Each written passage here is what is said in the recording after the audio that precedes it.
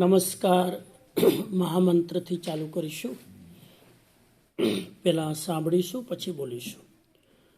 ઓમ નમો હરિહંતાણમ. ઓમ નમો હરિહંતાણમ. ઓમ નમો સિદ્ધાણમ.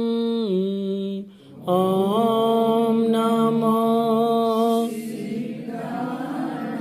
ઓમ નમો આયર્યાણમ.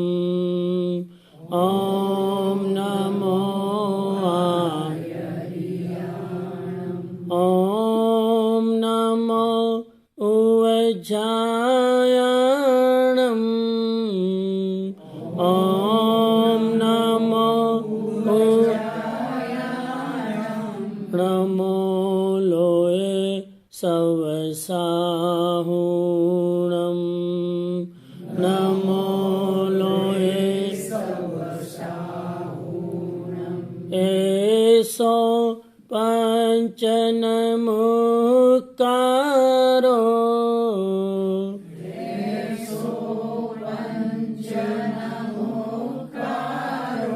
Serve પાવપણાસણો. Serve પાવ મંગલાણમ ચ સવેસિમ.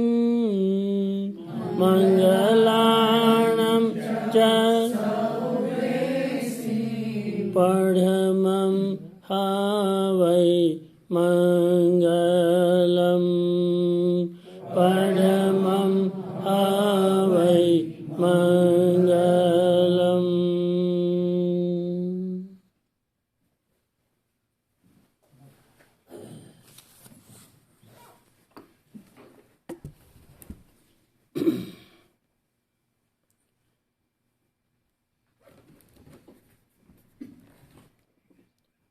ધ્યાનમૂલં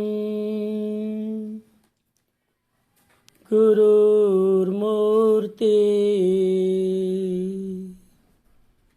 પૂજામૂલં ગુરુપદં.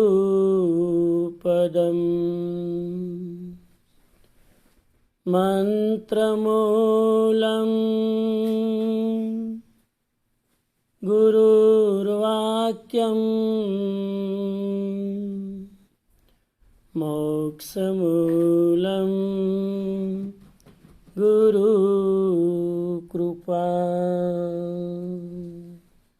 મોક્ષમૂલં ગુરુકૃપા.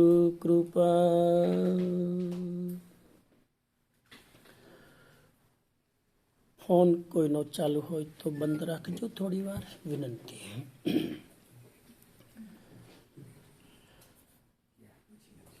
આજ પછી છેલ્લે કરજો પહેલા. અચ્છા, ઓકે, હું કરી લઉં. આજ સિનિયર મહાવીર સિનિયર સેન્ટર્સ દ્વારા આયોજિત ટ્રિપલ કાર્યક્રમ. પહેલો કાર્યક્રમ ડાયરેક્ટરીનું વિમોચન. બીજો કાર્યક્રમ સિનિયર સિટીઝન્સ માટે પ્રવચનનું આયોજન. અને આ બે કરવા માટે જે ત્રીજું જોઈએ એ જોઈએ. તમે બધા સમજી ગયા હશો. Without followed by dinner in this COVID situation, very hard to come over here. તો જે લોકો પણ આજે આવી શક્યા છે એ લોકો એ આ કાર્યક્રમની ગરિમા અને ગૌરવ વધાર્યું છે.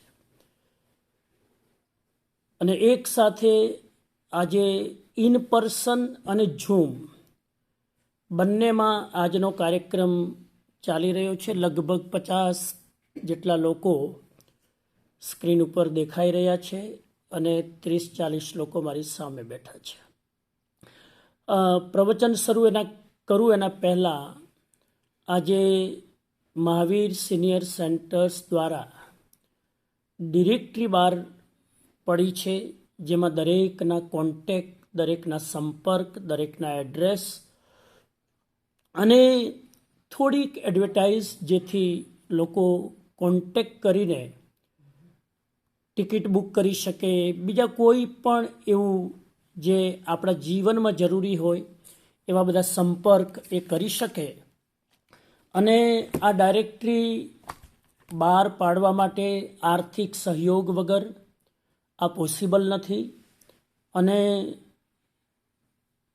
આ સંઘમાં અરવિંદભાઈ જેવા, કિરીટભાઈ જેવા, ભાનુભાઈ જેવા બધા કમિટી મેમ્બર્સ હોય અને આવા દાતાઓ બધા હોય, એટલે મને તેમ કે ડાયરેક્ટરી હશે 1000 પાનાની, આ બહુ નાની છે.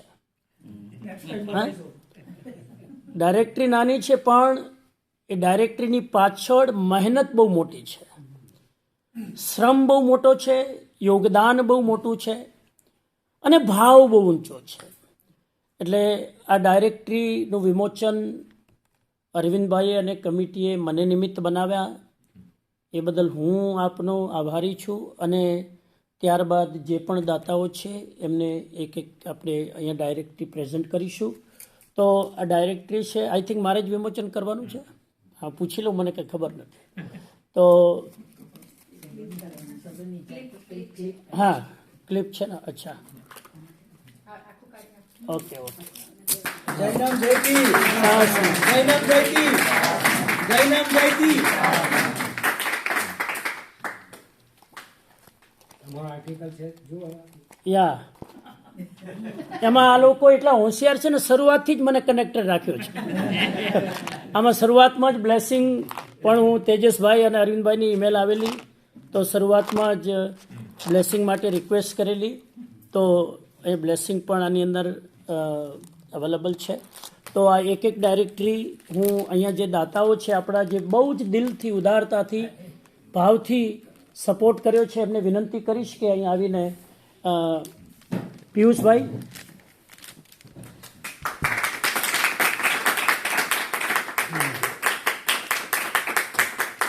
બહુ સરસ.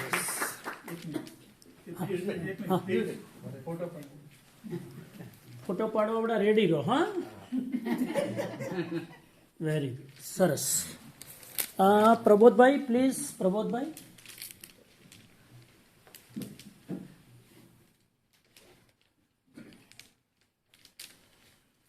બહુ સરસ. પ્રબોધભાઈનો સહયોગ ઓલવેજ હોય છે, ગમે ત્યારે સારી પ્રવૃત્તિ હોય. જયેન્દ્રભાઈ અમારા બહુ જૂના સાથીદાર છે અને છેક ડેનવરમાં વર્ષો પહેલાં, સૌથી પહેલાં ડેનવરમાં મને બોલાવનાર આ જયંતભાઈ છે. હવે તો બહુ મોટું ગ્રુપ થઈ ગયું છે અને તમારા નિમિત્તે દર વખતે જવાનો મોકો મળે છે, ખૂબ લોકો લાભ લે છે. જો તમને સાચું કહું, જી આયા મારા સ્ટોરનો, મારા ઘરે રહ્યા, અમને તો કેટલો બધો લાભ આપ્યો હતો. જી જી જી. અને આ લાભથી જ અત્યારે આ પ્રગતિ થઈ જશે. બહુ સરસ. ના ના, Vasantbhai, Vasantbhai the very big, backbone of the Shah brothers, Patel brothers. And always any kind of help for the Jain Center and senior citizen, always he is ready. Thank you. Thank you.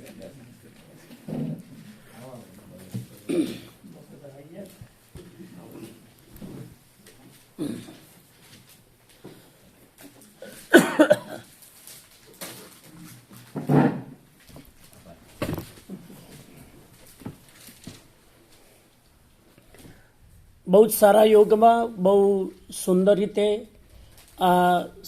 અને બહુ જ સહજમાં, short નોટિસમાં આ કાર્યક્રમ આયોજિત થઈ ગયો.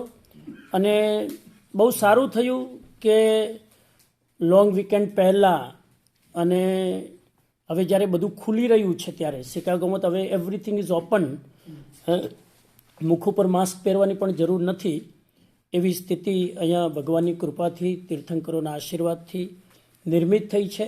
અને આપણે આશા રાખીએ કે હવે આવી જ સ્ટેબિલિટી બરાબર બની રહે, જેથી વર્ષ દોઢ વર્ષથી જે લોકો ઘરમાં કેદ હતા, હવે આ લોંગ વીકેન્ડના શુભ ઉદ્ઘાટનમાં એ લોકો હવે બહાર નીકળે અને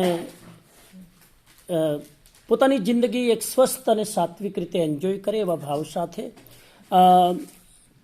આજે પ્રવચનનો કાર્યક્રમ પણ રાખેલો છે. હું વિચારતો હતો કે કયા વિષય ઉપર વાત કરું, કેમ કે મારી સામે લગભગ બધા સિનિયર્સ છે અને આ કાર્યક્રમ પણ સિનિયર્સ માટે છે. હાલાકી ઝૂમ ઉપર સાંભળવાવાળા ઘણા યંગ પણ હશે, તો એ પહેલેથી જ આ વિષય સાંભળી લે તો કદાચ એને સિનિયરની અવસ્થામાં જે સિનિયર્સના પ્રોબ્લેમ છે એ ઊભા ન થાય, એટલે એ પણ બહુ આનંદની વાત છે. તો લગભગ સમયની મર્યાદામાં હું આજે એક મહત્વનો મેસેજ તમારી સાથે શેર કરવા માગું છું. વિષય મેં નક્કી કર્યો છે વૃદ્ધાવસ્થાનો વૈભવ.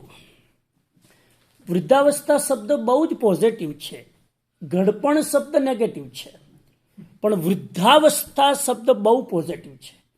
વૃદ્ધ ઉપરથી વૃદ્ધાવસ્થા શબ્દ બન્યો છે, અને વૃદ્ધ એને ના કહેવાય કે જેની ઉંમર બહુ થઈ ગઈ હોય. વૃદ્ધ એને કહેવાય કે જેની જિંદગીમાં અનુભવોનો ભંડોળ બહુ હોય, એને વૃદ્ધ કહેવાય. એટલે સાચા અર્થમાં તમે વૃદ્ધ છો. આમાં મને નથી લાગતું કે ઉંમરથી કોઈ થાકી ગયું હોય બહુ. જે રીતે તમારા ચહેરાની રોનક હું જોઉં છું, જેવી રીતે તમારો ભાવ હું જોઉં છું, તો 70, 75, 65, 80 છતાં પણ તમારો જે હોંસલો છે, તમારી જે ખુમારી છે, તમારો જે ઉત્સાહ છે, અને જીવનમાં હજુ પણ કંઈક કરવાનો જે ભાવ છે, એ જ ભાવ તમને યુવા રાખે છે. હું ઘણીવાર જોઉં છું કે ઇન્ડિયામાં ઘણા લોકો 60 વર્ષ પછી થાકી જાય અને કંઈ પણ પ્રોબ્લેમ આવે, ફિઝિકલ ઇસ્યુ આવે એટલે તરત કે હવે કેટલું જીવવાનું, લે 60 વર્ષ પછી ની સર્જરી કરવી હોય તો કે હવે 5 લાખ ક્યાં ખર્ચવા, હવે કેટલું જીવવાનું. પેલો લોભી પ્રકૃતિ હોય એટલે કેટલું જીવવાનું સામે આવે, અને પેલા 5 લાખ દેખાય, પણ હજુ બીજા 20 વર્ષ હું સ્વસ્થ રહીને જીવી શકું છું એ એને દેખાતું નથી હોતું. આવી સ્થિતિમાં આ વિષયને આપણે થોડુંક હું ડિસ્કવર કરું અને મારી ચર્ચાની શરૂઆત એક તિબેટિયન નાનકડી 5 લાઇનની બોધકથાથી કરું. તિબેટની એક લોકકથા પ્રચલિત છે કે સમુદ્રમાં ક્યાંક કાચબો તરતો હોય છે. કાચબો સમુદ્રમાં, તિબ્બતની અંદર કોઈક સમુદ્રમાં ક્યાંક એક કાચબો તરતો હોય છે, અને જે કાચબો 10,000 વર્ષમાં, યાદ રાખજો કેટલા વર્ષમાં, 10,000 વર્ષમાં એકવાર પોતાનું ડોકું પાણીની સપાટીની બહાર કાઢે છે. 10,000 વર્ષમાં માત્ર અને માત્ર એકવાર એ કાચબો સમુદ્રની અંદરથી સપાટીમાં આવીને પોતાનું મોઢું પાણીની બહાર કાઢે છે. અને એ જ સમુદ્રમાં ક્યાંક, કેમ કે વિશાળ સમુદ્ર છે, એ જ સમુદ્રમાં ક્યાંક લાકડાનું એક ચકરડું તરતું હોય છે. હવે ક્યાં કાચબો, ક્યાં લાકડાનું ચકરડું, ને કેટલો વિશાળ સમુદ્ર, અને 10,000 વર્ષમાં એકવાર પેલું ડોકું બહાર કાઢે. અને કલ્પના કરી છે આ તિબેટિયન કથામાં કે કાચબો જ્યારે ડોકું બહાર કાઢે ત્યારે પેલું ચકરડું એની ડોકમાં પરોવાઈ જાય. આવું બને ક્યારે? ખાલી કલ્પના કરજો, 10,000 વર્ષમાં એકવાર ડોકું બહાર કાઢે, અને એ પણ માત્ર 30 સેકન્ડ માટે.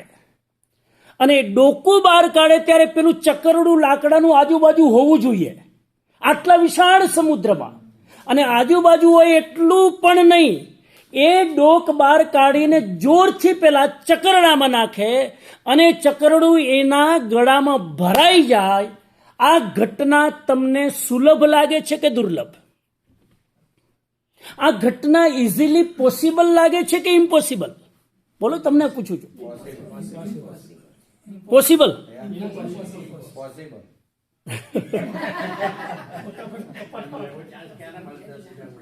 પ્રયોગ કરી જુઓ, કેટલું 10,000 વર્ષમાં 10,000 વર્ષમાં એકવાર બાળ કાઢે, અને એ સમયે પેલું ચક્કરડું બાજુમાં હોવું જોઈએ. પાછો કાચબાનો પુરુષાર્થ એ હોવો જોઈએ કે એ થોડુંક મોડું વધારે બહાર કાઢે, જેથી પેલું પેરાઈ જાય અને કાચબો અંદર ચાલ્યો જાય. આટલા વિશાળ સમુદ્રમાં એ પેલું ચક્કરડું ક્યાં હોય, કાચબો ક્યાં હોય? એક તો બેનો સંયોગ મુશ્કેલ, સંયોગ થાય તો પેલું આની ગળામાં જાય એનો સંયોગ મુશ્કેલ. કહેવાય છે કે આ ઘટના લાખો કરોડો વર્ષ પછી કદાચ દુર્લભતાથી એકવાર ઘટે. આ ઘટના જેટલી દુર્લભ છે તેનાથી પણ વધારે દુર્લભ છે મનુષ્યનો અવતાર પ્રાપ્ત થવો. મારો મુદ્દો આ હતો કે કદાચ આટલી દુર્લભ લાગતી ઘટના પોસિબલ છે કે ક્યારેક ઘટી જાય. વસંતભાઈની વાત સાચી પડે તો, પણ આટલી જલ્દી સાચી પડે એમ નથી. બહુ જ અઘરું છે, કલ્પના કરવી પણ અઘરી છે. પણ આ ઘટના કદાચ બની શકે પુણ્યના યોગે. પણ તમારું ને મારું બહુ જ પ્રબળ પુણ્ય હોય તો 84 લાખ યોનીમાં ચક્કર ખાતા ખાતા તમને કે મને મનુષ્યનો અવતાર મળે. આ ઘટના અત્યંત દુર્લભ છે. અને એ ઘટના બન્યા પછી જે દુર્લભ છે, મારે બીજી વાત તમને કહેવી છે, જે ઘટના દુર્લભ છે એ તમને અને મને સુલભ થઈ ગઈ છે. એટલે હવે તમારા ને મારા માટે દુર્લભ નથી, કેમ કે ઓલરેડી મનુષ્ય ભાવ મળી ગયો છે. મનુષ્ય ભાવ મળ્યા પછી ઊંચા કુળમાં જન્મ લેવો દુર્લભ, ધાર્મિક કુળમાં જન્મ લેવો દુર્લભ, વીતરાગના માર્ગમાં અવતાર લેવો દુર્લભ, અને અવતાર લીધા પછી વીતરાગ વાણી ઉપર રુચિ જાગૃત થવી દુર્લભ, અને એથી પણ દુર્લભ વીતરાગના પંથ ઉપર આચરણપૂર્વક, પ્રેક્ટિકલ પૂર્વક, પુરુષાર્થ સાથે ચાલવું દુર્લભ. અને ચાલતા ચાલતા આ બધી જ દુર્લભ વસ્તુ અત્યારે આપણને અવેલેબલ છે. એટલે સમજી લો કે આપણે કેટલા ભાગ્યશાળી છીએ. મેં જેટલું લિસ્ટ એક શ્વાસમાં હું બોલી ગયો, આ બધી જ દુર્લભ વસ્તુઓ તમને મને સહજ રીતે પ્રાપ્ત થઈ છે. એમાંય પાછું ધર્મ કરતા કરતા કરતા, આરાધના કરતા કરતા ઓલ્ડ એજ આવે, અને ઓલ્ડ એજમાં 60 વર્ષ, 65 વર્ષ, 70 વર્ષ, 75 વર્ષ, 80 વર્ષ, તમારી જેટલી ઉંમર છે ત્યાં સુધી ખેંચી લઉં, આટલા વર્ષ સુધી આપણે આનંદથી, મસ્તીથી, સમાધિથી, પ્રસન્નતાથી જીવી શકીએ છીએ. એ આપણું સદભાગ્ય છે. અને એ ઓલ્ડ એજની અંદર હવે શું કરવું, એના માટે મારે તમારી સામે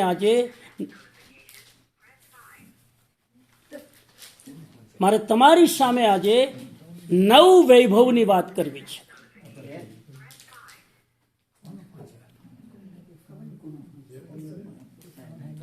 કઈ વાંધો નહીં, અને સ્વિચ ઓફ કરી દો જરા.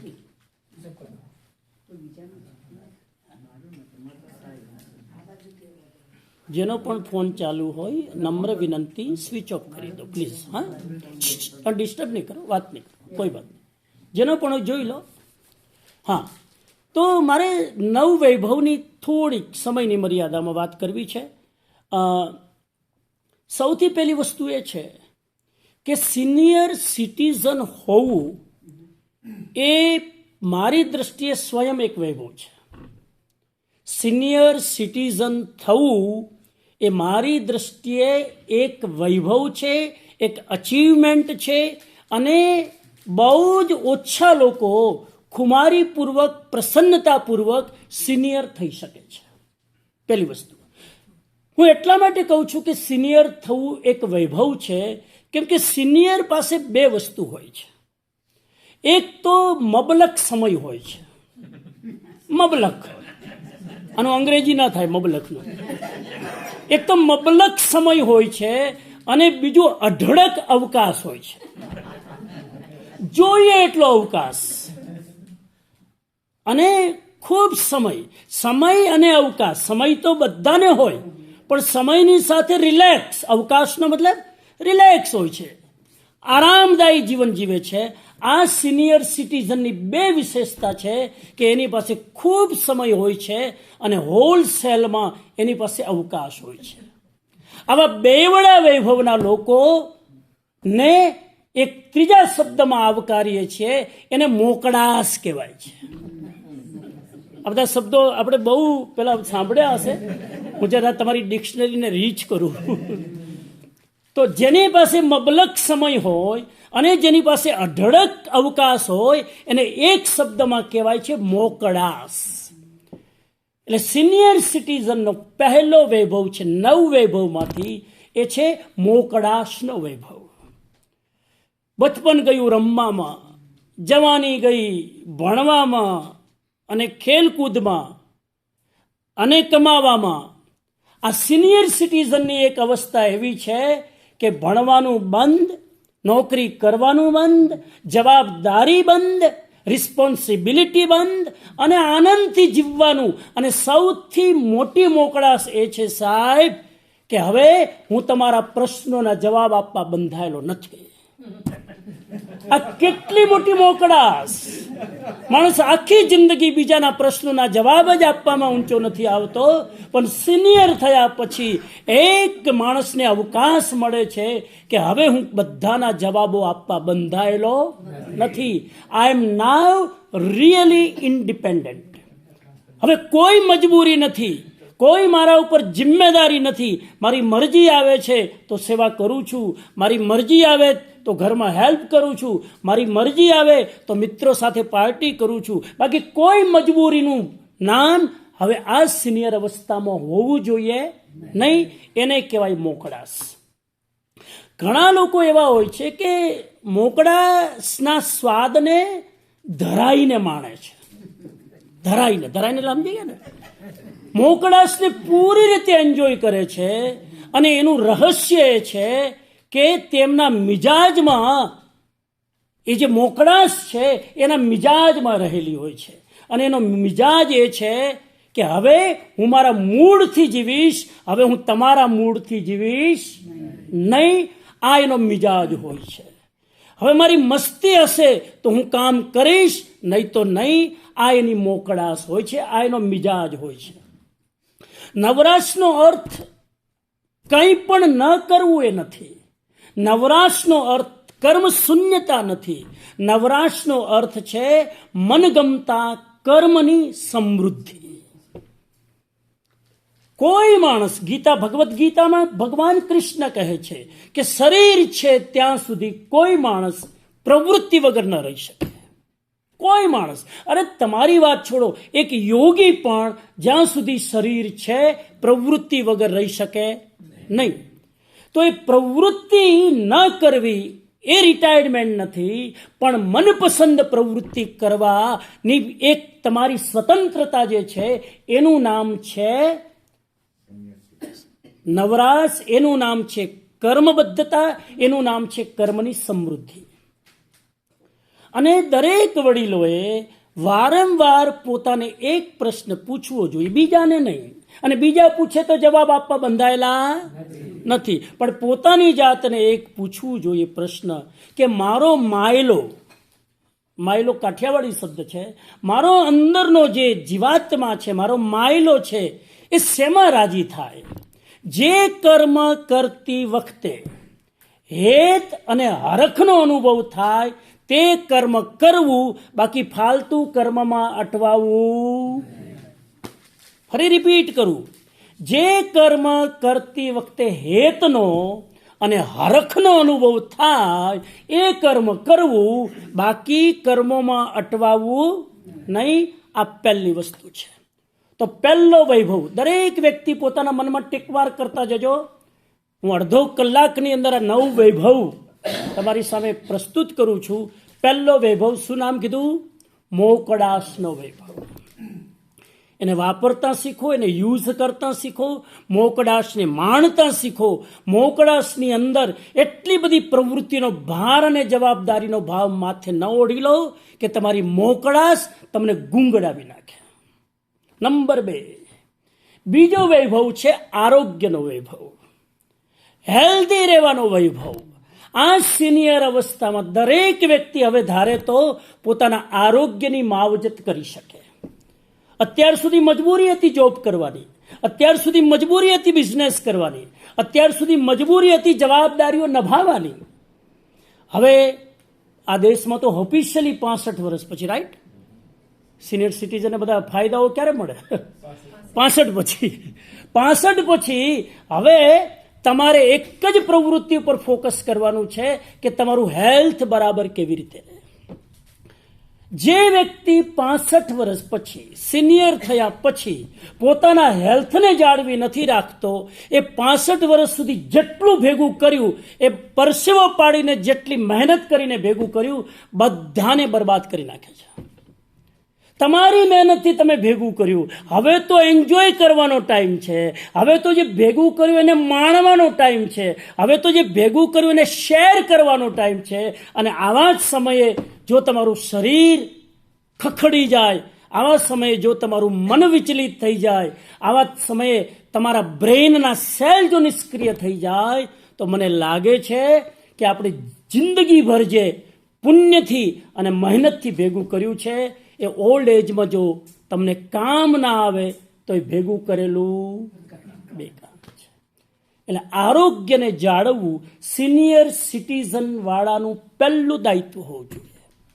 Don't ignore your health please, don't ignore. કેમ કે હેલ્થ, આપણે બોલીએ છીએ health is wealth, health is wealth એ અધૂરું સત્ય છે.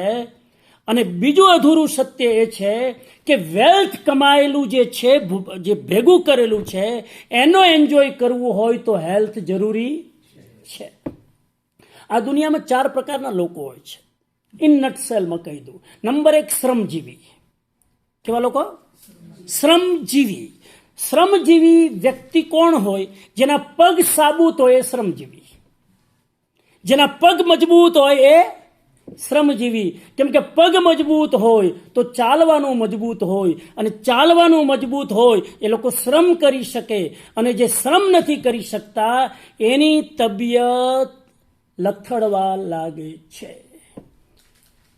તો પહેલી વસ્તુ, દરેક સિનિયરને હું વિનંતી કરું કે તમારા પગનું સન્માન કરવું હોય તો આ પગને ચાલતા રાખજો.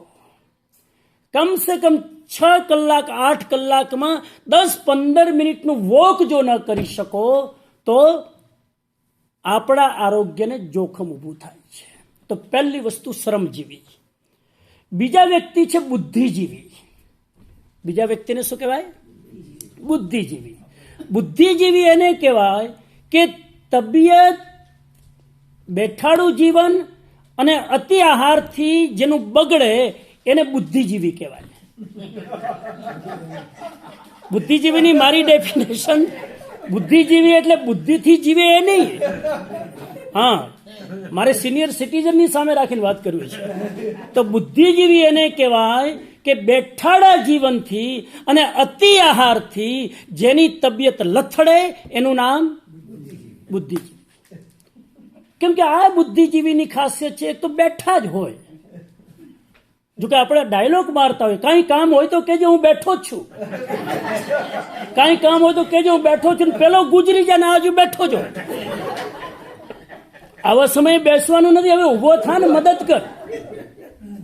એક તો બેઠાડું જીવન, અને બીજું અતિ આહાર. જ્યારે માણસ બુદ્ધિજીવી બહુ હોય ને એ ખાય બહુ, કેમ કે કેલરી બહુ જોઈએ ને, એટલે ખાધા જ કરે અને એના કારણે એની તબિયત બગડે. તો નંબર 2 બુદ્ધિજીવી. બહુ શોર્ટમાં ચાલુ છું, તમે બધા ઇન્ટેલિજન્ટ છો. ત્રીજા છે ધનજીવી. આ 4 વ્યક્તિ યાદ રાખજો. નંબર 1 શ્રમજીવી, નંબર 2 બુદ્ધિજીવી, નંબર 3 ધનજીવી. ધનજીવી એને કહેવાય કે આવા લોકો બહુ ખાઈને, સાંભળજો અરવિંદભાઈ, આવા લોકો બહુ ખાઈને બહુ પી પીને, બહુ કમાઈ કમાઈને મરતા હોય છે. આને કહેવાય ધનજીવી.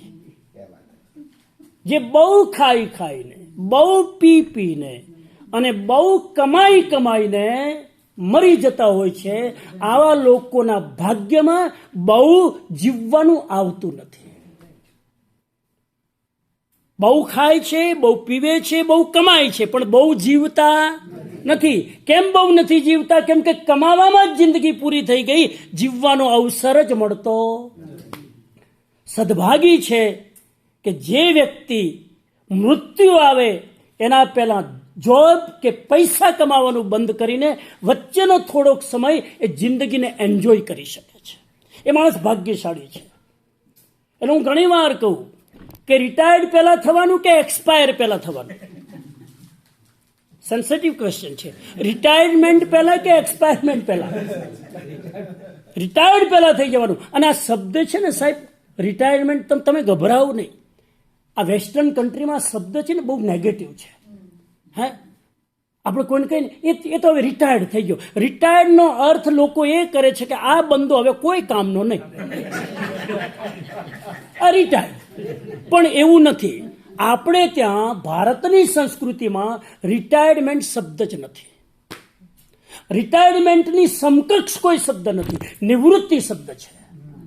આપણે ત્યાં શબ્દ છે નિવૃત્તિ. હવે હું નિવૃત્ત થયો. નિવૃત્ત થયોનો મતલબ છે જવાબદારી પૂર્વકની પ્રવૃત્તિ બંધ અને મનપસંદ પ્રવૃત્તિ ચાલુ. આનું નામ આપણે ત્યાં નિવૃત્તિ છે. તો ધનજીવી કે બહુ જ ખાઈ ખાઈને, પી પીને અને કમાઈ કમાઈને આવા લોકો મરતા હોય છે. મેં એવા લોકો જોયા છે. આફ્રિકામાં એક ભાઈ જેની ઉંમર 75-80 વર્ષ, સાહેબ અત્યારે બોલું છું તો એનો ચહેરો મને યાદ આવે છે.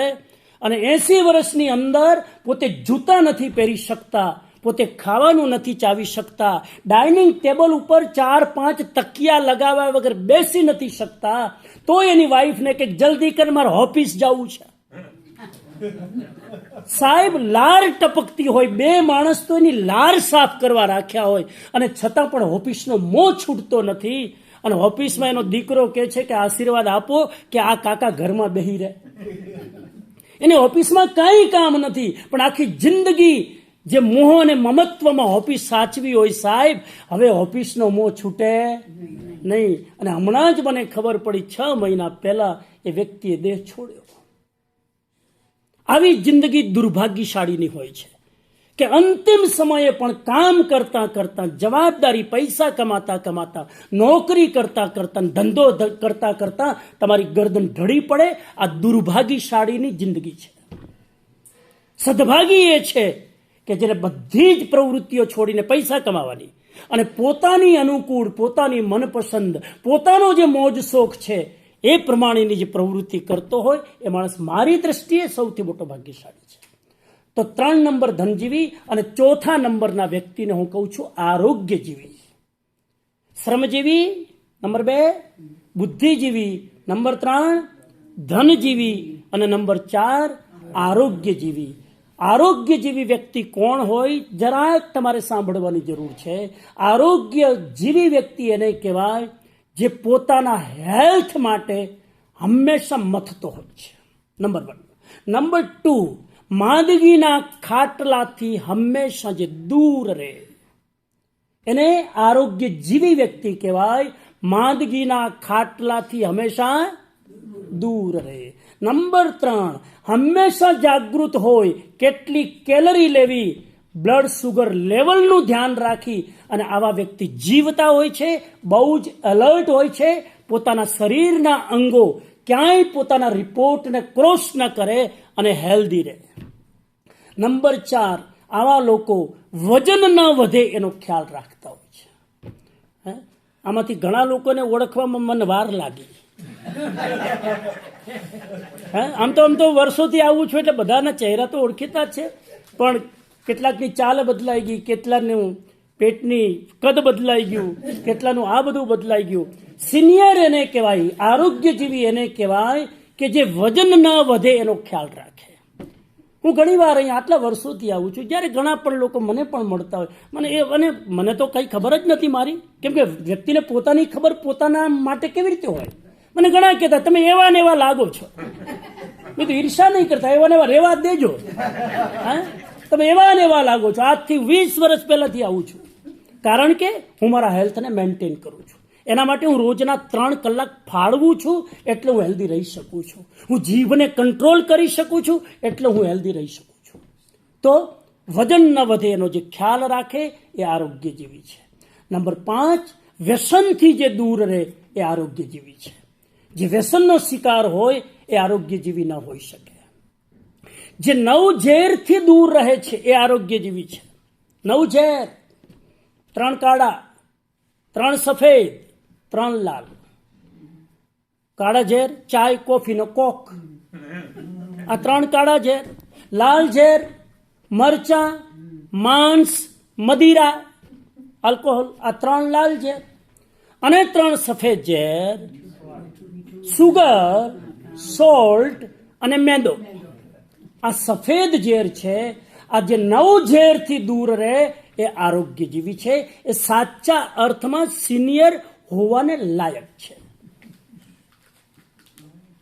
પ્રાણાયામ કરીને, અને ઘણા લોકો મેં જોયા કે ખાસ કરીને ઘણા લોકોના ઘરે હું જાઉં ને ગોચરી કરવા જાઉં, ઘણા મેં સિનિયર જોયા એટલા બધા જાગૃત હોય કે ચાયના કપમાં માંડ અડધી ખાંડ નાખે, અડધી ચમચી.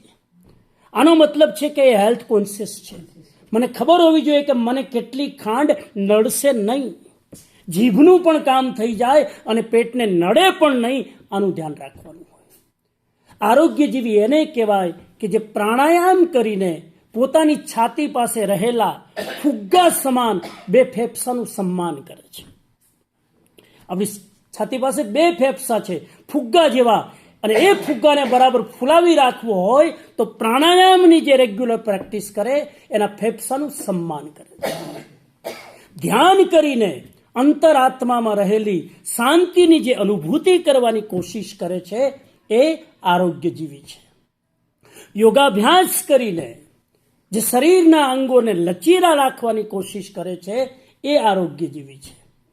અને જે વ્યક્તિ બહુ પાર્ટીઓમાં જવાનું હવે ટાળે એ આરોગ્યલક્ષી છે. બહુ પાર્ટીઓમાં જવાનું હવે આ ઉંમરમાં બહુ શોભે નહીં, કારણ કે પાર્ટીમાં જાઓ એટલે તમારી 200-400 એક્સ્ટ્રા કેલરી ચડવાની જ છે.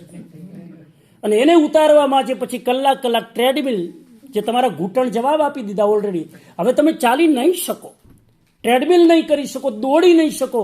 એ 2 ગુલાબજાંબુ ખાધા એના માટે અડધો કલાક જે ચાલવું પડશે તમે ચાલી નહીં શકો.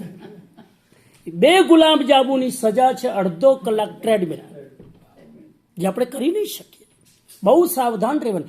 મને ઘણા લોકો, હું અહીંયા તમને બધાને ખબર છે જેના ઘરે જાઉં છું, લગભગ હું મીઠાઈ લેતો જ નથી. હું ખાસ મારી ઇન્સ્ટ્રક્શન હોય, બેનો પૂછે શું લેશો, એટલે અમે શું ન લઈએ એ બતાવી દઈએ. સાધુ મહારાજ લેવાનું લિસ્ટ ન બતાવે, નહીં તો આસક્તિ કહેવાય. શું નહીં લઈએ એટલે હું કહી દઉં મીઠાઈ નહીં લઈએ, એટલે ઘણા લોકો પાછા એકબીજા ચર્ચા કરે, એ તો ડાયાબિટીસ હોય ને એટલે ના ખાય. લે, હવે અમારે ન ખાવામાં તકલીફ, ખાવામાં તકલીફ. હું કહું કે ઘી વાટી રોટલી નહીં, એ તો પેલું એ તો કોલેસ્ટ્રોલ હોય ને. આપણે એ ધ્યાન રાખતા હોઈએ કે કોલેસ્ટ્રોલ આવે નહીં, સુગર આવે નહીં, આ તો પહેલા જ આપણને લાવીને મૂકી દે. એટલા માટે એ ધ્યાન રાખવાનું કે બહુ પાર્ટીમાં નહીં જવાનું. પાર્ટી કોને કહેવાય એની એક પરિભાષા મેં લખી છે કે સુખી માણસને રોગ તરફ ધકેલનારી ઘટનાને પાર્ટી કહેવાય. સુખી માણસને રોગ તરફ ધકેલનારી ઘટનાને પાર્ટી કહેવાય. આગળ જાઓ, આનંદ વહેંચવો એ એક વાત છે, અને આનંદનું પ્રદર્શન કરવું એ બીજી વાત છે. પાર્ટીઓમાં જાઓ એટલે આનંદ વહેંચે છે કે આનંદનું પ્રદર્શન કરે છે. લગ્નની સિઝન આવવાની છે, લગ્નની સિઝનમાં તમે ડિફરન્ટ બધી આમ શું કહેવાય table, Chinese table, Japanese table, આ ટેબલ, પંજાબી ટેબલ, આ આનંદ વહેંચવા માટે છે કે પ્રદર્શન કરવા માટે? આટલો પ્રશ્ન તમારી જાતને પૂછી લેવાનો. આપણે આનંદનું પ્રદર્શન કરીએ છીએ, આનંદને વહેંચતા નથી. અને પછી પાર્ટીમાં ખાધા પછી બીજા દિવસે પેટ બગડે, અને પેટ બગડે એટલે દિવસ બગડે, અને દિવસ બગડે અને આવા બગડેલા દિવસથી આખી જિંદગી બગડે. આ આપણી સ્થિતિ છે. એટલે ખાસ ધ્યાનમાં રાખવાનું છે કે આરોગ્યની આપણે જાળવણી કરીએ. કેટલા વૈભવ થયા? 2. ત્રીજો વૈભવ છે જેને હું કહું છું ભૂખ વૈભવ. બહુ પ્રેક્ટિકલ છે. હવે અત્યારે તો આપણે જરા રિલેક્સ મોડમાં બેઠા છીએ ને. હા, ભૂખ વૈભવ. જે સિનિયરને કકડીને ભૂખ લાગે એ સિનિયર ભાગ્યશાળી છે. ભૂખ લાગે કકડીને. અને ભૂખ કોને લાગે એની વાત હું કરું છું. ઘણા લોકો મારી પાસે આવીને કહેતા, સ્વામીજી ખાધા પછી ભૂખ નથી લાગતી. હું ઘણી વાર કહું કે આખો દિવસ ખાધા કરે ને ભૂખ ના લાગે. ભૂખ લગાડવાનો એક જ મંત્ર છે કે તું ભૂખ્યો રે. હા, જ્યાં સુધી ભૂખ લાગે ત્યાં સુધી ભૂખ્યો રે તો ભૂખ લાગે. અને ભૂખ લાગે એના પહેલા તો એક ખિસ્સામાંથી ખાધું, બીજા ખિસ્સામાંથી પીસતા, આમ આમ ચાલુ જ હોય બકરાની જેમ. ભૂખ લાગવાની એક જ કન્ડિશન કે તમે ભૂખ્યા રહો. આપણા જૈન ધર્મમાં કીધું છે એકવાર નાસ્તો કર્યા પછી 4 કલાકના પચખાણ લઈ લો તો ભૂખ લાગે. ભાઈ નાસ્તો કર્યા પછી હવે તો તમે નાસ્તો કર્યો, 4 કલાક ખાવાની જરૂર નથી ને, તો મુઠ્ઠી પચખાણ કરી લો તમે. 3 નવકાર મંત્ર ગણીને પચખાણ ચાલુ, અને પછી જો ખાવું હોય તો ફરી પાછી મુઠ્ઠી લગાવી 3 નવકાર મંત્ર ગણીને ખાવાનું ચાલુ. બીજું કોઈ પચખાણ લેવાની જરૂર નથી. આને શાસ્ત્રમાં મુષ્ટિ પચખાણ કીધા છે કે મુઠ્ઠી આમ આમ કરી અને પચખાણ ચાલુ, મુઠ્ઠી આમ કરીને પચખાણ ખોલી નાખવાના. અડધો કલાકમાં જ ખોલવું હોય તો કોઈ ઓફર કરી કંઈક ઉભા ભાઈ આમ કરીને સીધો ચાલુ. આપણા ઇન્ડિયામાં રત્નસુંદરજી મહારાજ સાહેબ કે ઘણા લોકો કે આવો પચખાણથી શું ફાયદો? બહુ ફાયદો છે. એક ભાઈ દારૂ બહુ પીતા હતા અને બધા એની પાછળ પડ્યા, તું છોડ, તું છોડ, તું છોડ. એ કે રત્નસુંદરજી મહારાજ કેમ તો છોડીશ, કેમ કે એ બહુ મોડર્ન જરાક આમ જલ્દી છોડાવે નહીં, જલ્દી પ્રેશર ના કરે. એટલે એની પાસે કે હું દારૂ પીવું છું સ્વામીજી, બોલો. તો કે દારૂ પીતો હોય તો કાંઈ વાંધો નથી બેટા, મસ્તીથી પી, પણ એક કામ કર, તું મુષ્ટિ પચકાણ લઈને દારૂ પી. દારૂ પીવું હોય ત્યારે આમ આમ આમ બેસીને 3 નવકાર મંત્ર ગણીને તાર પાડીને પીવા. એક એમાં કાંઈ વાંધો નથી. આ એક એવા સાધુ છે કે મને દારૂ પીવાની ના પાડી નહીં. બીજા દિવસે ઘરે ગયો, આમ પેલી તલપ ઉપડી તો નિયમ ન પાકવો. તો નાસ્તિક માણસ છે ને નિયમ લે નહીં, અને નિયમ લે તો એટલી કડકાઈથી નિભાવે, એને નાસ્તિક કહેવાય. આસ્તિક માણસ એને કહેવાય કે જલ્દી લઈને જલ્દી તોડે, એને આસ્તિક કહેવાય. તો જેવો આમ ઘરે ગયો અને પેલું પીવાની તલપ ઉપડી, આમ આમ આમ તરત નીચે બેસી ગયો, આમ આમ હાથ કરીને આમ નવકાર મંત્ર બોલવાનું ચાલુ.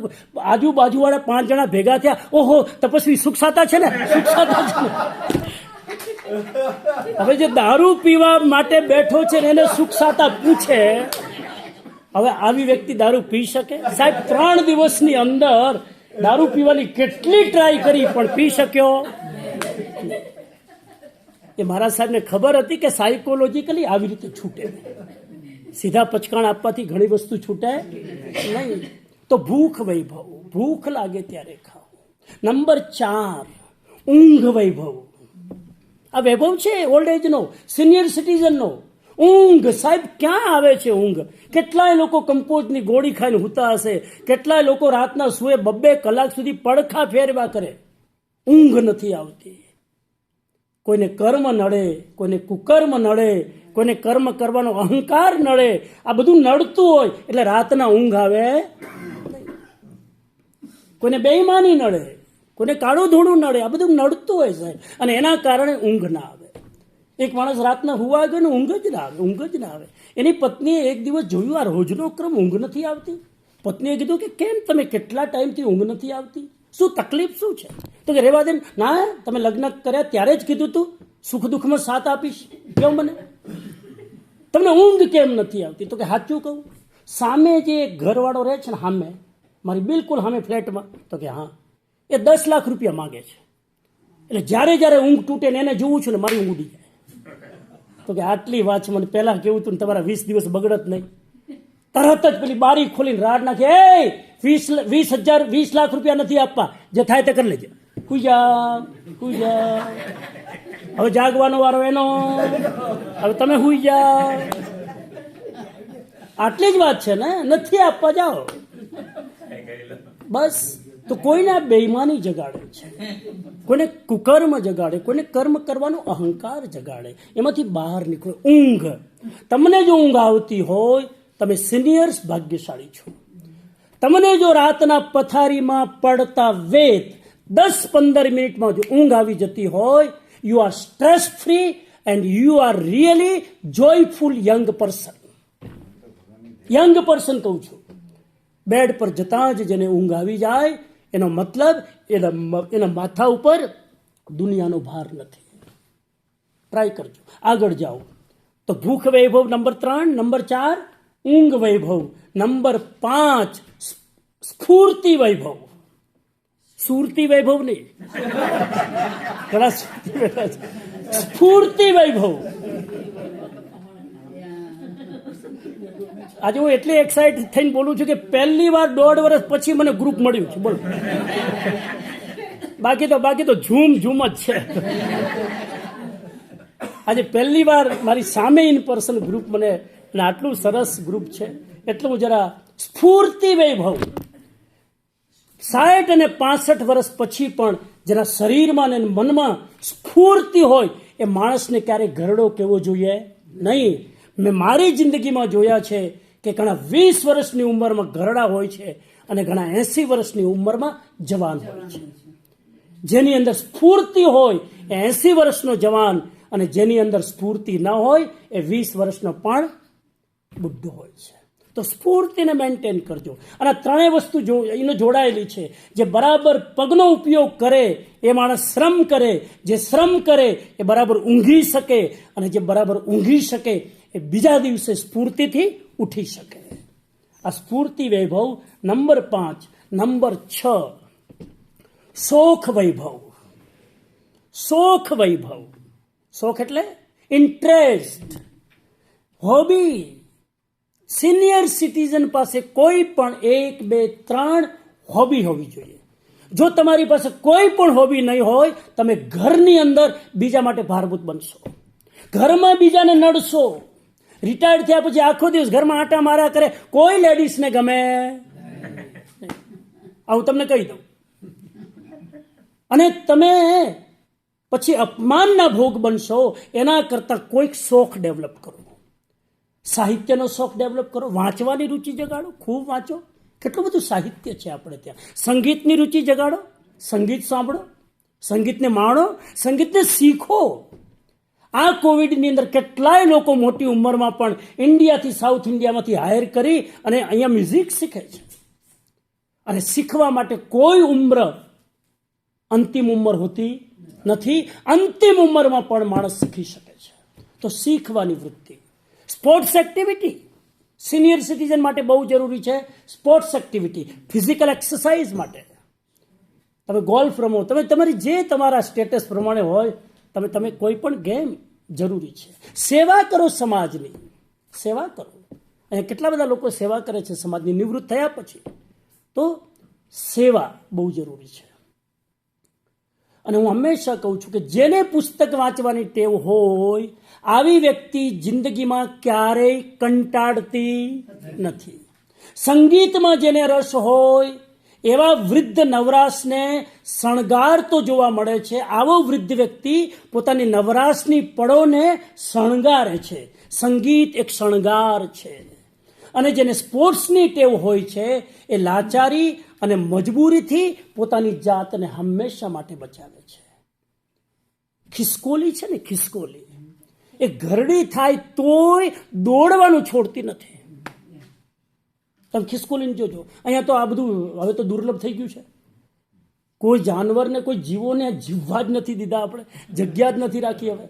પણ ખિસકોલી ઘરડી થાય તો પણ એ દોડવાનું છોડતી નથી. અને પુષ્પ ખરવાની અણી ઉપર હોય તો પણ સુગંધ આપવાનું છોડતી નથી. અને હરણ ગમે એટલું ઘરડું હોય તો એની દોડવાની ગતિ હંમેશા જળવાઈ રહે છે. અને ઘરડા હાથીનું ગૌરવ પણ છેલ્લી ક્ષણ સુધી એ અકબંધ રાખી શકે છે. આવી જ રીતે જે માણસ મોટી વયે પણ નવું નવું વાંચવાનું, વિચારવાનું અને નિર્મળ આનંદ માણવાનું જેને વ્યસન થઈ જાય છે, ખરા અર્થમાં એ વૃદ્ધ છે. અને એવા માણસને ઘરડો કહેવો એ એનું અપમાન કરવા બરાબર છે. આ છઠ્ઠો વૈભવ. સાતમો વૈભવ સમજણનો વૈભવ. એનો 9 સુધી પહોંચવાનું છે તો કેટલું યાદ રહેશે? સિનિયર સિટીઝન એને કહેવાય કે જેને યાદ રહે. હા, ઝૂમ પર જોઈ લો, જેને યાદ રહે. હવે તો સમય નથી, નહીં તો હું મારા લેક્ચરમાં જ બધું ગોખાવતો પછી છેલ્લે બોલો બધા નામ ફટાફટ ક્લાસ લેતો. હા, તો સાતમો વૈભવ છે સમજણનો વૈભવ. સમજણનો વૈભવ શું છે? કેમ કે સમજણનો સંબંધ ઉંમર સાથે નથી.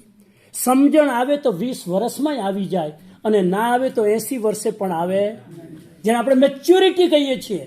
ઘણા લોકો એટલા ચાઇલ્ડિશ હોય છે કે ઘડપણ સુધી પણ એનું ચાઇલ્ડિશપણું છૂટતું. સમજણમાં 3 વસ્તુ યાદ રાખો તો તમારામાં સમજણ કહેવાય.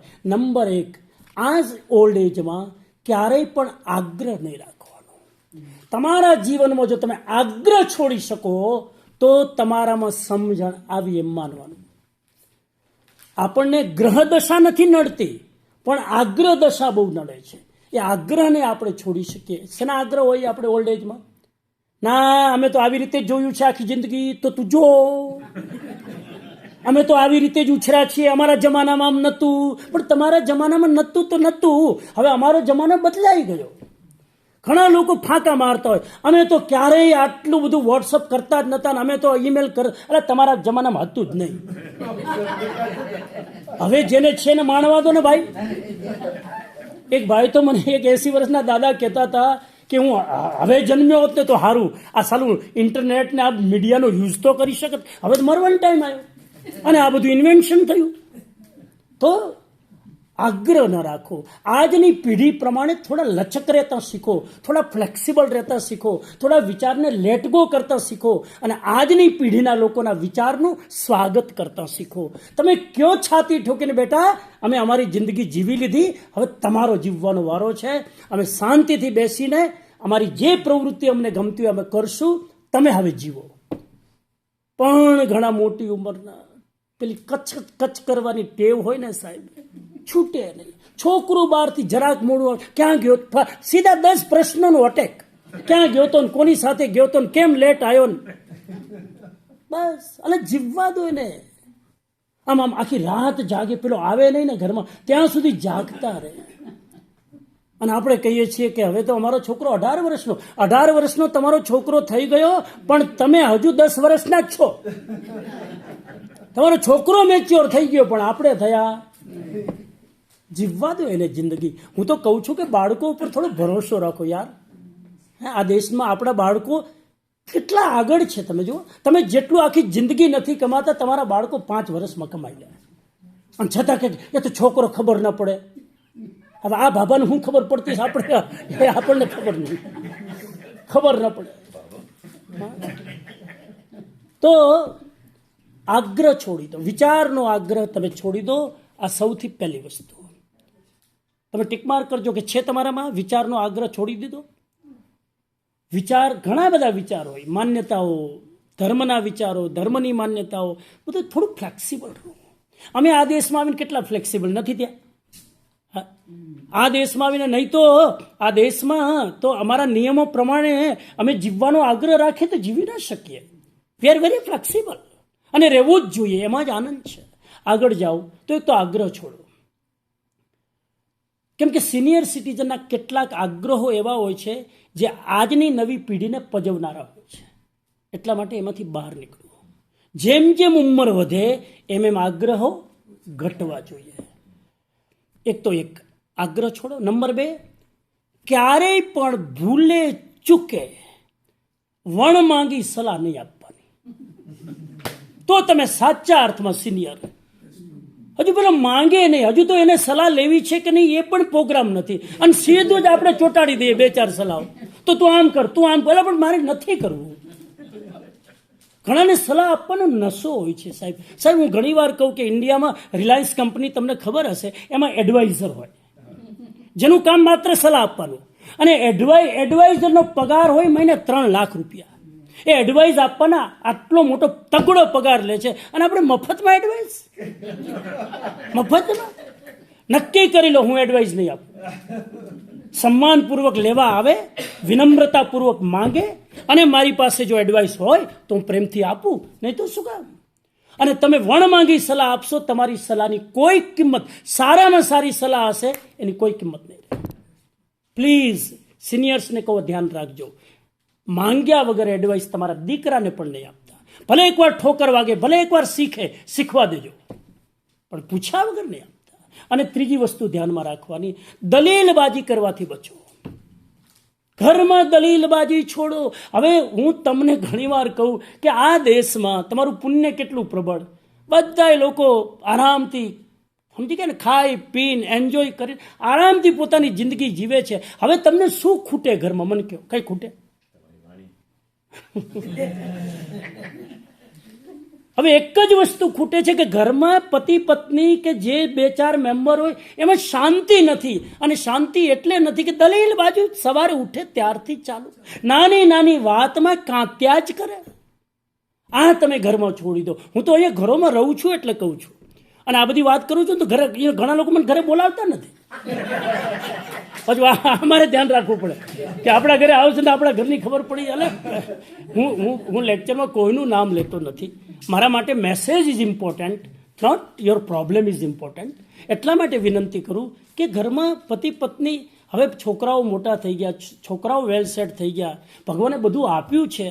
હવે શું કામ નાની નાની વાતમાં પતિ પત્નીએ તો એકાબીજાને હવે સપોર્ટ કરવો જોઈએ, એકાબીજાની લાગણીનું સન્માન કરવું જોઈએ. એના બદલે નાની નાની વાતમાં ડિફરન્ટ ઓપિનિયન, નાની નાની વાતમાં દલીલબાજી, અને એના કારણે ઘરની શાંતિ દોડાઈ જાય છે. 2 વ્યક્તિ ઘરમાં હોય આટલા મોટા મકાનમાં શાંતિથી સૂઈ શકતા નથી, કેમ કે આર્ગ્યુમેન્ટ સતત ચાલુ હોય છે. પ્લીઝ એમાંથી બહાર નીકળજો, આગળ જાઓ. કેટલા વૈભવ થયા? 7. 8મો વૈભવ છે મૃત્યુ વૈભવ. કેમ કે ઓલ્ડ એજ છે, સિનિયર સિટીઝન. હવે આપણે એની તૈયારી કરવાની છે, ગભરાવાની જરૂર નથી. હું મૃત્યુને વૈભવ કહું છું. મૃત્યુ is the wealth, death is the wealth. અને મૃત્યુનો વૈભવ કોણ માણી શકે? જેને અંતિમ સમયે જાગૃતિપૂર્વક, ઉપયોગપૂર્વક, ફરિયાદ કર્યા વગર, મારી શરત સાંભળી લેજો, એક જ વાર બોલું છું, ફરિયાદ કર્યા વગર, શાંતિથી, રીબાયા વગર, પરમ સંતોષ સાથે, કમ્પ્લીટ કન્ટેન્ટમેન્ટ સાથે, ધ્યાન અને કાઉસગ પૂર્વક જે દેહને છોડી શકે, એનો મૃત્યુ એના માટે વૈભવ છે. આટલી કન્ડિશન છે. જાગૃતિપૂર્વક મરવાનું, બેહોશીમાં નહીં, હોંશપૂર્વક જવાનું. તો અલવિદા હાથથી કહો કે બાય બાય, આ જિંદગીમાં હાય બહુ કર્યું, હવે બાય બાય કરવાનો સમય છે. એમાં પણ ખુમારી હોવી જોઈએ. ઉપયોગપૂર્વક, ફરિયાદ કર્યા વગર. મરતી વખતે કોઈ ફરિયાદ હોઠ ઉપર ન હોય. શાંતિથી, રીબાયા વગર. ભાગ્યશાળી એ માણસ છે કે મૃત્યુ વખતે જે માણસ રીબાય નહીં.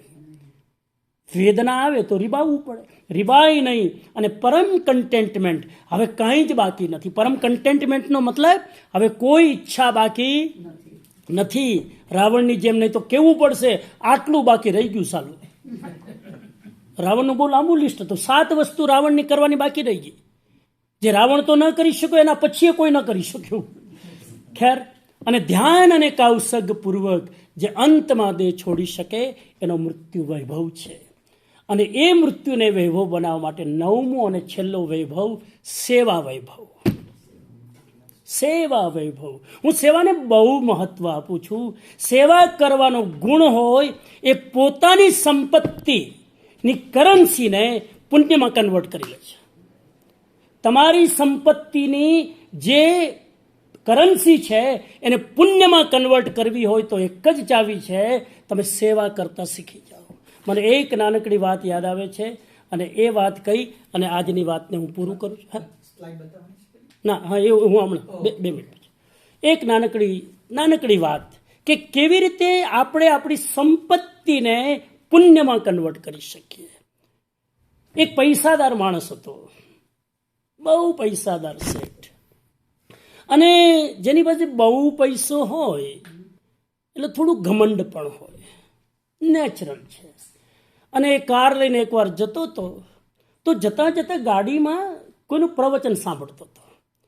તો પ્રવચન સાંભળતા સાંભળતા કોઈક સંત પુરુષના વાક્યો એના કાનમાં પડે છે અને સંત પુરુષે પ્રવચનમાં કહે છે કે પૈસા કમાવ પણ એનો સદુપયોગ કરો, કેમ કે મર્યા પછી પૈસા સાથે આવતા.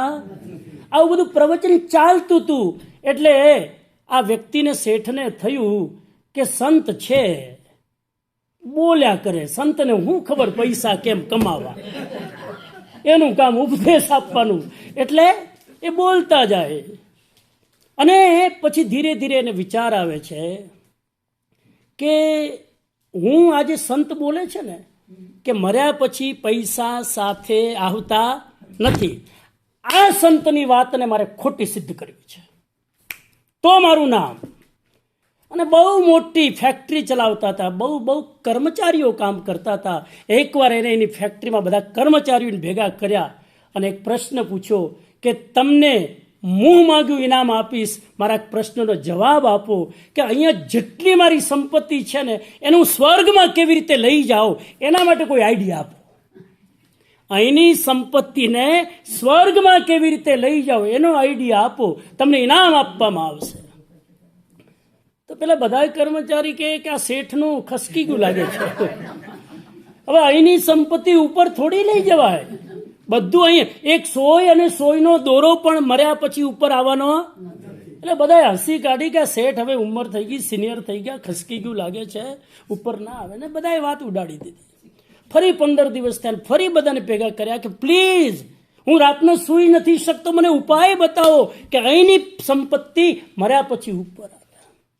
કોઈ કીધું આવું બની જ ન શકે, અને આવું જો કરી શકીએ તો પેલા અમે ન કરીએ કે તમને બતાવીએ આવા આઈડિયા. ફરી અઠવાડિયું ગયું, પછી છેલ્લે આખા ગામમાં સમાચાર ફેલાઈ ગયા કે આ શેઠનો એક પ્રશ્ન છે ને કોઈ જવાબ આપી નથી શકતું. એક સ્ટ્રેન્જર વ્યક્તિ આવ્યો અને સ્ટ્રેન્જરે કીધું શેઠ સાહેબ આપકા પ્રશ્ન કા જવાબ મેરે પાસ है.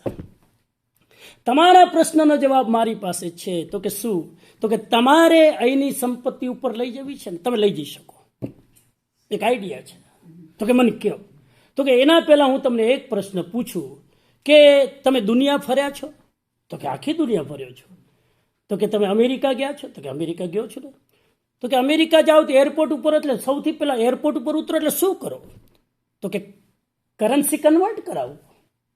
સૌથી પહેલા ઉતરું એટલે કેમ કે અમેરિકામાં રૂપિયો ચાલે નહીં, એટલે હું ડોલરમાં કન્વર્ટ કરાવું. અચ્છા, બહુ અચ્છી વાત છે. પછી તમે ઇંગ્લેન્ડ જાઓ તો કે ઇંગ્લેન્ડ જાઓ તો પાઉન્ડમાં કન્વર્ટ કરાવું. તમે દુબઈ જાઓ તો કે ત્યાંની કરન્સીમાં કન્વર્ટ કરાવું. કેમ કે અહીંની કરન્સી બીજા દેશમાં ચાલતી નથી, એને કન્વર્ટ કરાવવી પડે. તો પેલા ભાઈએ કીધું કે બસ આટલો જ ઉપાય છે કે સ્વર્ગમાં અહીંની કરન્સી ચાલતી નથી. તમારે સ્વર્ગમાં જો અહીંની સંપત્તિ લઈ જવી હોય ને તો એને કન્વર્ટ કરવી પડે, અને એને કન્વર્ટ કરવાનો ઉપાય એક જ છે કે તમારે એને પુણ્યમાં બદલવી પડે. કેમ કે ઉપરની કરન્સી પુણ્ય છે, અહીંની કરન્સી ડોલર છે, ઇંગ્લેન્ડની કરન્સી પાઉન્ડ છે, ઉપર સ્વર્ગલોકની કરન્સી કઈ છે? પુણ્ય છે. એ પુણ્યમાં કન્વર્ટ કરી દો, અહીંયા જેટલી પ્રોપર્ટી છે બધી ટ્રાન્સફર. અને એ દિવસથી પેલો શેઠ દાન પુણ્ય કરવાનું ચાલુ કરી દીધું સાહેબ. કેમ કે અહીંયા તો આ છોકરાઓ આ બધા કોર્ટવાળા બેંક વાળા ખાઈ જશે, સીધું જ દાન પુણ્ય કરવાનું ચાલુ કરી દીધું. આ દાન પુણ્ય એ સૌથી મોટી સેવા છે. અને જે હમણાં જ અહીંયા આ જે ડાયરેક્ટરી એ માટે જે લોકોએ દાન આપ્યું, દાન સામાન્ય વસ્તુ છે, ડાયરેક્ટરી સામાન્ય વસ્તુ છે, આ ભાવ મોટી વસ્તુ છે. અને હું હંમેશા કહું છું, હું જ્યારે કહું છું ત્યારે તમે મારા માટે ના લેતા, અને હું તમને વિનંતી કરું કે ભગવાનની કૃપાથી, હું તો ઘણીવાર વિચારું બેઠો કે કેટલાક છોકરાઓ સામાન્ય સ્કૂલમાં પણ ભણી શકતા નથી, જ્યારે આપણા છોકરાઓ હાઈફાઈ કોલેજમાં આરામથી ભણી શકે છે અને ડૉક્ટર લેવલ સુધી પહોંચી શકે છે. તો આટલો બધો ફરક કેમ? કેમ કે આપણી પાસે પુણ્ય છે, આપણી પાસે ભગવાનની કૃપા છે, આપણી પાસે કોઈક વડીલોના આશીર્વાદ છે. એના કારણે આપણે બહુ સંઘર્ષ કરવો પડતો નથી. આ કોવિડની સ્થિતિમાં તમે ઇન્ડિયામાં હાલત જુઓ, લોકોની હાલત શું છે, આટલી મોંઘવારીમાં કેવી રીતે જીવે છે. અને આ કોવિડમાં તો કેટલાય પરિવારની અંદર 80 વર્ષના દાદા દાદી જીવતા રહી ગયા અને છોકરાઓને એની પીઢી ખલાસ થઈ ગઈ. આવી સ્થિતિની અંદર કેટલી બધી સ્કૂલો બંધ થઈ ગઈ. હું તો સ્કૂલોમાં કામ કરું, મને ખબર છે કેટલી બધી સ્કૂલો કોવિડના કારણે, ફીસ ન મળવાના કારણે શટડાઉન. અને એવી સ્થિતિમાં અહીંયા આ વખતે જ્યારે ઇન્ડિયામાં બીજી વેવ આવી ત્યારે ખૂબ લોકોએ દિલ ખોલીને સહયોગ કર્યો. કરવાવાળા કરતા જ હોય છે, પણ સૌને વિનંતી કરું છું કે ભગવાનની કૃપાથી આપણી પાસે કોઈ કમી નથી. કમી છે ભાવનાની. ભાવ તમે, હું તો કહું આપોય નહીં તો ચાલશે, ચલો ને, ભાવ ખાલી રાખો. મેં જોયું છે કેટલી જગ્યાએ અમે ગયા, ક્યાંક દેરાસર નથી, ક્યાંક સેન્ટર નથી. હું કહું કે ખાલી ભાવ રાખવાનો.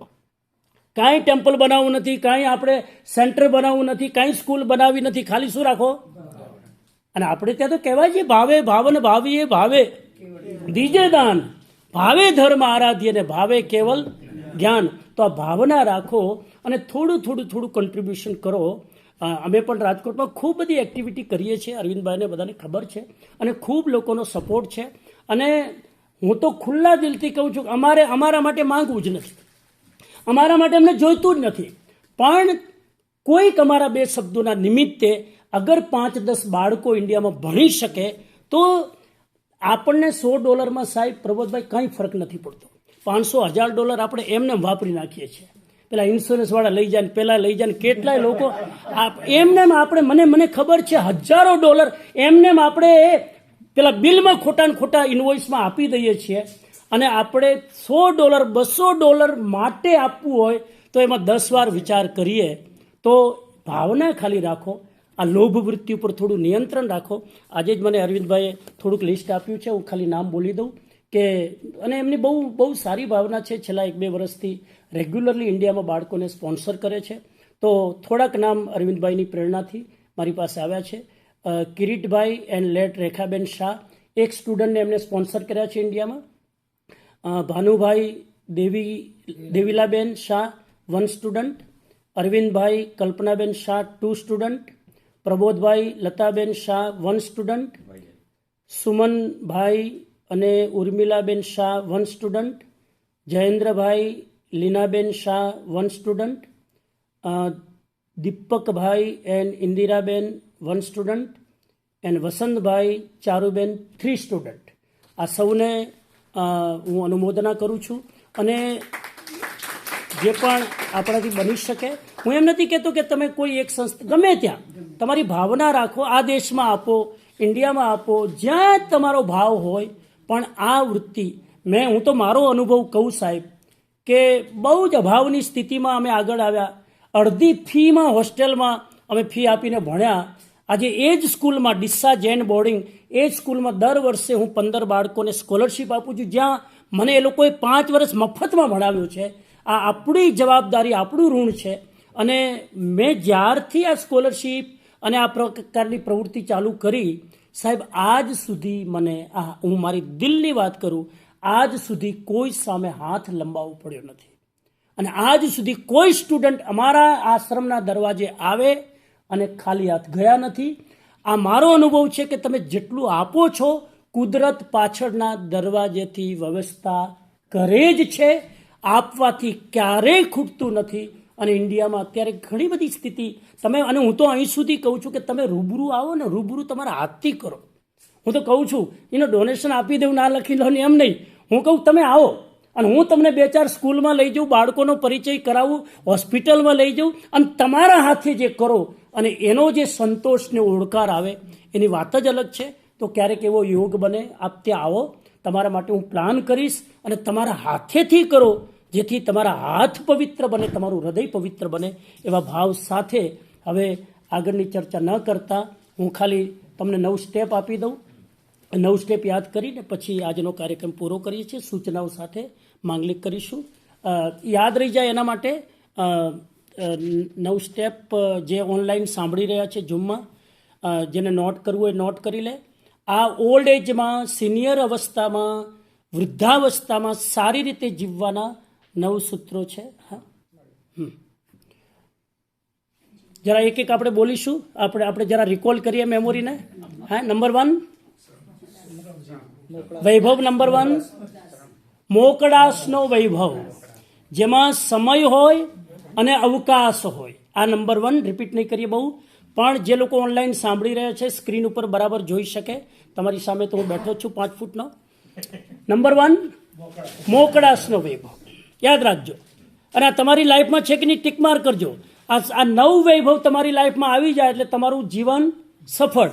જેનું જીવન સફળ એનું મૃત્યુ સફળ, જેનું મૃત્યુ સફળ એનો આગલો જન્મ સફળ. તો પહેલું મોકળાશ. બીજું છે આરોગ્યનો વૈભવ. બીજો વૈભવ કયો છે? હેલ્થ મેન્ટેન કરો, દવા ખાધા વગર જીવો, વારંવાર દવાઓ ખાવી ન પડે, ધ્યાન રાખો. હું તો લગભગ ભગવાનની કૃપા છે ક્યારેય કોઈ દવા હું ખાતો નથી.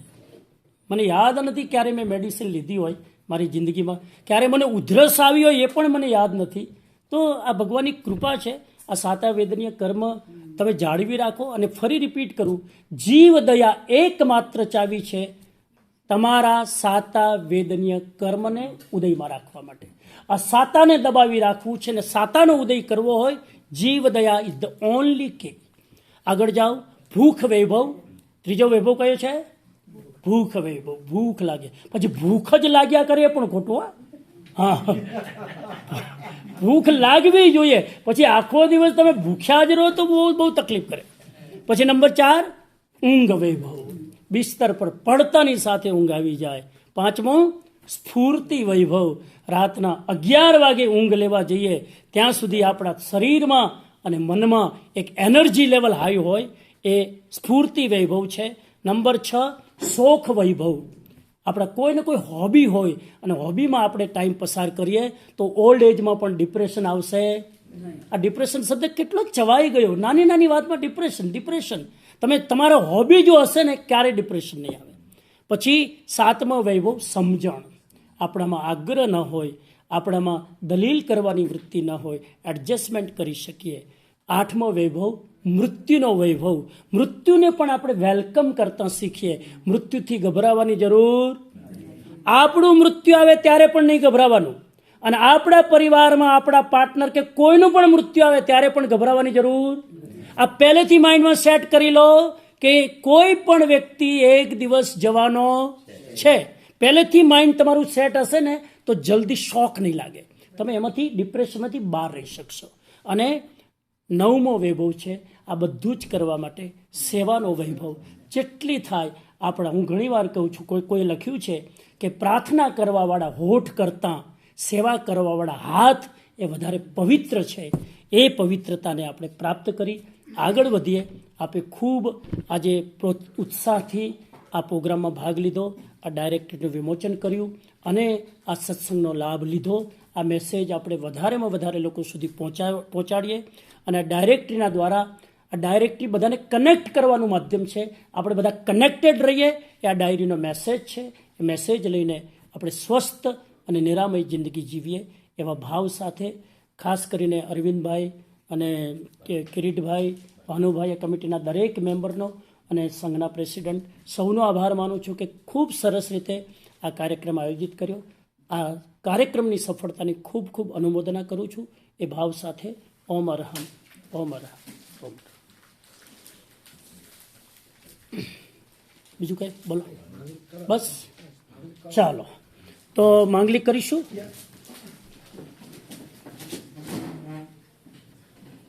નમો અરિહંતાણમ, નમો સિદ્ધાણમ, નમો આયર્યાણમ, નમો વજ્જાયાણમ, નમો લોહી સવ્વ સાહુણમ, એસો પંચનમુક્કારો સવ્વ પાવપણાસણો મંગલાણંચ સવ્વેસિંહ પડમમ હવૈ મંગલમ ચત્તારી મંગલમ અરિહંતા મંગલમ સિદ્ધા મંગલમ શાહુ મંગલમ કેવલી પન્નત્તો ધમ્મો મંગલમ ચત્તારી લોગુત્તમા અરિહંતા લોગુત્તમા સિદ્ધા લોગુત્તમા સાહુ લોગુત્તમા કેવલી પન્નત્તો ધમ્મો લોગુત્તમા ચત્તારી શરણમ પવજ્જામી અરિહંતે શરણમ પવજ્જામી સિદ્ધે શરણમ પવજ્જામી શાહુ શરણમ પવજ્જામી કેવલી પન્નત્તમ ધમ્મમ શરણમ પવજ્જામી સર્વમંગલ માંગલ્યમ સર્વકલ્યાણ કારણમ પ્રધાનમ સર્વધર્માણામ જૈનમ જયતિ શાસનમ જનશાસન દેવ કી શ્રમણ ભગવાન મહાવીર સ્વામી કી આજ કે આનંદ કી જય.